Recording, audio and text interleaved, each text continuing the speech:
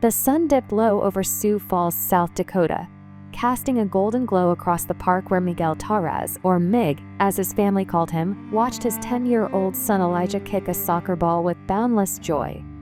Mig, a 35-year-old Hispanic-American math teacher, stood tall and serious, his dark eyes scanning the horizon like an equation to solve. His life orbited Elijah, whose optimism saw good in everyone, a trait that both warmed and worried Mig. Then the sky shattered. A meteor tore through the atmosphere, crashing beyond the park with a deafening roar, shaking the earth and toppling swings. Screams erupted as families fled. From the crater, light blue creatures with glowing yellow eyes and pulsing neck sacs swarmed, tearing into the crowd. Mig saw one drain a jogger, its sacs swelling with blood. Bleeders, he named them, heart-pounding. He grabbed Elijah, clutching his stuffed dinosaur, and sprinted to their apartment. Inside, Mig, with no survival skills, packed a backpack, a kitchen knife, a flashlight, a watch, matches, and a water bottle. Food escaped his panic-fogged mind. "We're going to Grandpa's farm in Alabama, Mio," he told Elijah, forcing calm. "It's safe there." The 1,200-mile journey through a bleeder-infested world would take time, testing their resolve. Bleeders hunted at night, their close-range vision deadly, but distance sight weak, a lesson Mig would learn through blood and fire. Month 1. Shadows and slingshots. The first month was a gauntlet of terror. Mig and Elijah crept through South Dakota's backroads, hiding in ditches and abandoned barns. The bleeders' hisses haunted the nights, their yellow eyes scanning close but missing distant movement. Mig learned this when one stared past them in a cornfield, its gaze unfocused until Elijah's cough drew it near. Mig stabbed its neck sac, the blood spray choking its scream, teaching him to aim there. They scavenged canned corn from a looted gas station, Elijah's chatter about good people out there keeping Mig's spirits from breaking, though hunger gnawed at them. In a Nebraska town, they hid in a derelict schoolhouse, but a bleeder crashed through a window, its claws grazing Mig's arm. He shoved Elijah behind a desk, slashing the creature's sack, its scream echoing as it fled. The next day, they stumbled into a boarded-up library where Sarah, a wiry 50-something librarian, aimed a slingshot at them. "You bit? Speak," she barked, her gray eyes sharp. Before the apocalypse, Sarah cataloged books in Lincoln, mentoring teens. She saw bleeders as a plague to outsmart with UV light. Elijah's smile disarmed her. "I'm not a monster, kid," she said, lowering her weapon. Mig gripped his knife, wary. "We're just passing through," he said, voice low. Sarah smirked, tossing him a slingshot. "Math guy, huh? Calculate this. You're dead without skills. Stick with me." She'd seen bleeders burn under UV light and was rigging solar traps. "You're not helpless, Mig," she said over a candlelit meal of scavenged crackers. "Numbers got logic. So does survival. Logic didn't prepare me for this," Mig admitted, glancing at Elijah, asleep on books. "I just need him safe." "That's your equation," Sarah replied. "Solve it one step at a time." A week later, a bleeder pack attacked the library. Mig fired a slingshot stone into one's eye, blinding it, as Sarah's UV trap scorched another. They fled, Elijah's hand in Mig's, Sarah now tossed Sarah to the boy. In a final adventure, they hid in a grain silo, but a bleeder clawed through the metal. Mig lit a match, igniting a pile of dry straw to drive it back, the flames singeing its sack. They escaped into the dawn, Sarah teaching Mig to move silently, their bonds cemented by survival. Month 2. Tracks and Trust. In Iowa, the trio scavenged a farmhouse, finding dented soup cans. Elijah's optimism pushed Mig forward, but bleeders weren't the only threat. At a gas station, they met Jamal, a lanky 20-something black man tinkering with a pickup truck. Before the apocalypse, Jamal was a mechanic in Des Moines, dreaming of his own shop. He saw bleeders as broken machines to outsmart. "Yo, you need a ride?" he called, grinning at Elijah's dinosaur. Mig's hand stayed on his knife. "We don't know you." "Fair, man. I'm Jamal. I hotwire stuff. Keep moving." "Bleeders ain't got nothing on my wrench," he said, tossing Elijah a candy bar from his pack. Elijah giggled, calling him Uncle J. Mig relented, and Jamal joined, teaching Elijah to spot tire tracks to avoid raiders. One night, a bleeder cornered them at a gas station. "Stay back," Mig shouted, shoving Elijah behind a pump. Jamal tossed him a crowbar. "Swing for the neck, math man." Mig struck the sack, blood bursting as it fell. They hot-wired a truck for quiet drives, but trouble found them in a looted mall. A group of scavengers demanded their supplies, their leader wielding a spiked bat. "Hand it over or you're done," he growled. Sarah fired her slingshot, hitting his hand, while Mig tackled him, knife flashing. Jamal revved the truck, and they sped off, Elijah trembling. "Why are people so mean, Poppy?" he asked. "Some lose themselves," Mig said, softening. "But we've got Jamal now," Jamal winked. "Team's getting strong, math man." Another night, they hid in a barn, but bleeders attacked, drawn by a dropped flashlight. Mig and Jamal rigged a trap, dropping hay bales from the loft, crushing one creature. Sarah's slingshot took another, and they fled, learning to check their surroundings. By month's end, Mig's calculations included escape routes, his seriousness sharpening into instinct.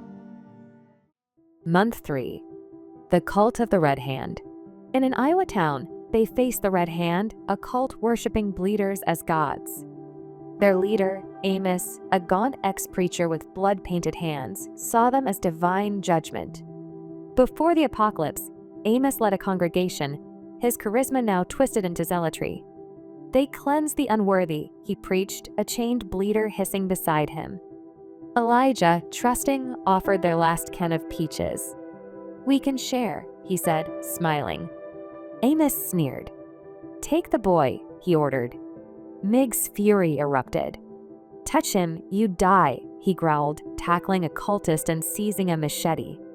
Sarah's slingshot cracked skulls, and Jamal hot-wired a cult truck. "You can't fight fate," Amos shouted as they fled, his bleeder breaking free, forcing a chase. In a forest, the bleeder caught up, lunging at Elijah. Mig dove, stabbing its sack, blood spraying as it shrieked. "Stay close, Mio," he panted, shaken. Sarah checked his wounds. "You're getting good, Mig, but don't be a hero yet," she said, half smiling. "I'm no hero," Mig muttered. "Just a dud."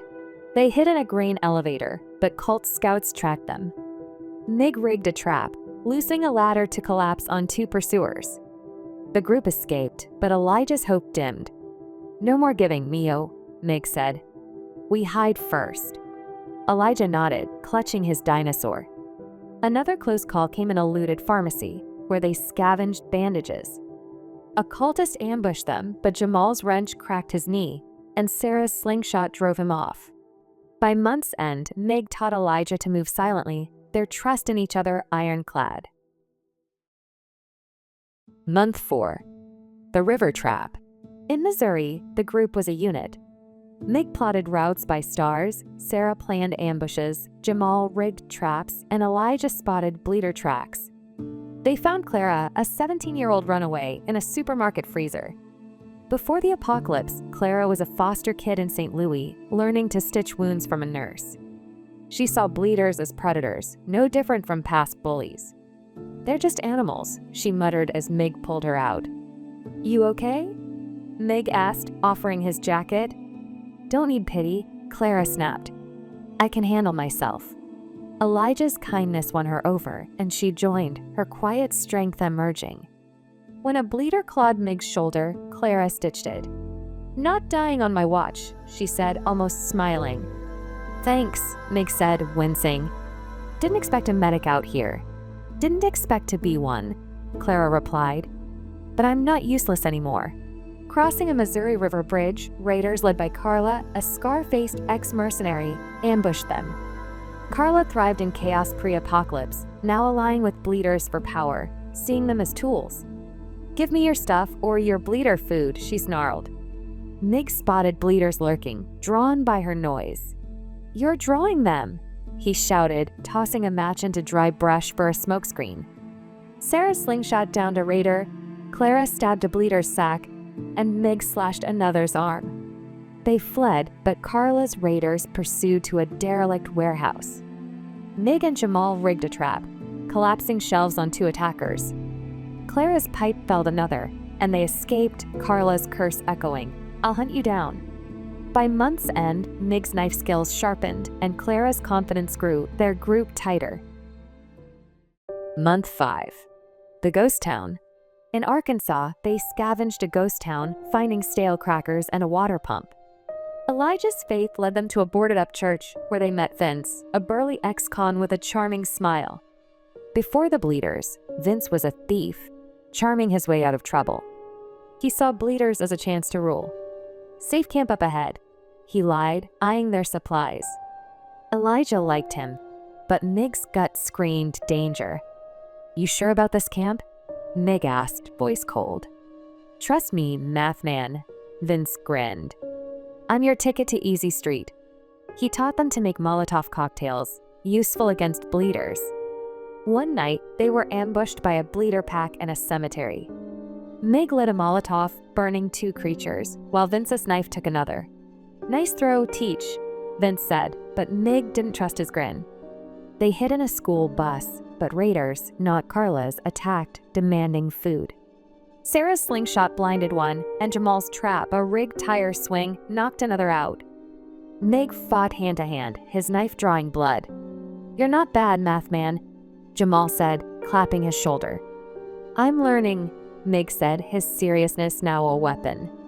They moved on, but Vince's glances at Clara unnerved Mig, his instincts sharpening. Month 6. The Betrayal. Vince's betrayal came in a forest clearing. He held a knife to Elijah's throat. "Supplies and the girl or the kid dies," he growled, nodding at Clara. Mig's rage boiled. "You're dead," he spat, throwing a Molotov at Vince's feet. Flames forced him back. Sarah and Jamal tackled him, Clara driving her pipe into his leg. Vince slashed Mig's side before fleeing, leaving Mig bleeding. Clara stitched him up, infection setting in. "Why'd he do that? Poppy?" Elijah sobbed. "Some people break," Mig said, pain lacing his voice. "We don't." Clara nodded, respect in her eyes. "You're tougher than you look, Teach." "Not tough enough," Mig muttered, but her nod steadied him. They hid in a cave, but Bleeders tracked them. Mig and Sarah rigged a rockfall, crushing 2 creatures, while Jamal's Molotovs held off the rest. Elijah's flashlight blinded one, letting Clara finish it. Another adventure saw them scavenge a hardware store, finding wire for traps. Raiders attacked, but Mig's calculations predicted their path, leading to an ambush where Sarah's slingshot and Clara's pipe drove them off. By month's end, Mig's fever rose, but his resolve held, the group a family. Month 7. The Factory Siege. In Tennessee, they hid in a factory, unaware it was a Bleeder nest. Dozens of yellow eyes glowed, sacks pulsing. Mig, feverish, worked with Jamal to rig gasoline-soaked rags. "This'll work?" Mig asked, voice weak. "Gotta trust the mechanic," Jamal winked. "Fire fixes everything." As Bleeders charged, Mig lit the rags, flames engulfing the pack. Sarah and Clara fought back-to-back, slingshot and pipe-felling stragglers. Elijah blinded a Bleeder with his flashlight, letting Mig stab its sack. "You're a warrior, Mio," Mig rasped, pride cutting through pain. They fled to a small town, but Bleeder scouts followed. Mig and Jamal rigged a gas station pump to spray fuel, ignited by Sarah's match, burning 3 creatures. Another night, they hid in a school, but a raider gang attacked. Clara's pipe and Jamal's traps held them off, while Mig's knife took a leader's arm. "You're a machine now, math man," Jamal said, grinning. "I'm just a dad," Mig said, but his skills were undeniable. His wound worsened, slowing him, but Elijah's grit kept him moving. Month 8. The Meadow and the Loss. In Alabama, the group found a rare moment of peace walking through a meadow, wildflowers swaying under a rare clear sky. Elijah ran ahead, laughing as he chased a butterfly, his stuffed dinosaur tucked under his arm. Jamal whistled a tune, his wrench swinging like a pendulum.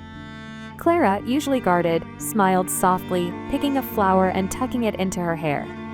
Sarah, her gray eyes softer than usual, walked beside Mig, her slingshot dangling. "This almost feels normal," she said, a rare lightness in her voice. Mig nodded, his fever momentarily forgotten. "Almost," he said, watching Elijah. "He deserves more days like this." The group sat for a scavenged meal of canned peaches, their laughter mingling with the breeze, a fleeting echo of the world before. For a moment, they were a family bound by survival and hope. The peace shattered and eluded camp that night. A bleeder pack ambushed them, their yellow eyes glowing in the dark. Mig lit a Molotov, burning 2 creatures, while Clara's pipe pierced a sack. Sarah fired her slingshot, blinding one, but another bleeder lunged, its claws tearing into her chest. She screamed, collapsing as blood poured.